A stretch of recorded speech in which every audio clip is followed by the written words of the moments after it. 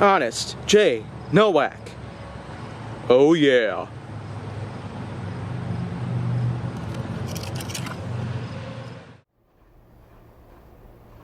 A pleasure to meet y'all at last, and welcome back to Honest J. Nowak. So for today's episode, I've got something anyone would want me to talk about at this point.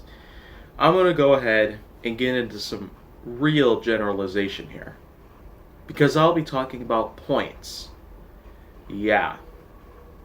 Now, points, of course, has multiple meanings, just like many other terms, which I feel like that should pretty much be abolished just so the American language can become a bit more realistic and a bit more convenient for others to learn about so that way they don't get confused. But to talk about points in general, I'm pretty much just going to go with the kind of points that many of us are more familiar with nowadays.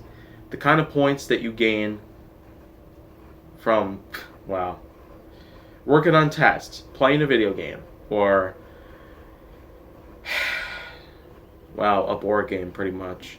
There's lots of different ways that you can earn those kind of points, but the way that I see it firsthand is that whenever you play Call of Duty, of course, the main objective is to get as many points as possible in a multiplayer match, just so you can be on the top of the leaderboard. But of course, to be able to get those points, you'd have to, play a score streak, earn some kills, not get yourself killed, even though there's really never been a way for points to be deducted because of deaths.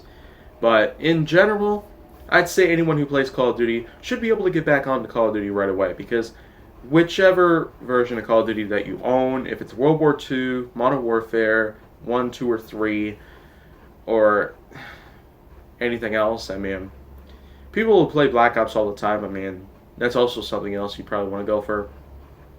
Especially with that JJ Austin Scooter 88 kind of person. Made that kind of long time coming reference, but of course that's not always the case, because those kind of people who aren't really fond of gaming, then I'd say if you're still in school, continue to rack up points while you can. Get your grades up as high as an A or A+. It really would please others. It would really help to have you do good in school. It would also have you determined to work on a good future. But I guess the way that it branches out itself, points can go many other ways, but I just feel like going ahead and referring to the types of points that we're more fond about and the ones we're more familiar about.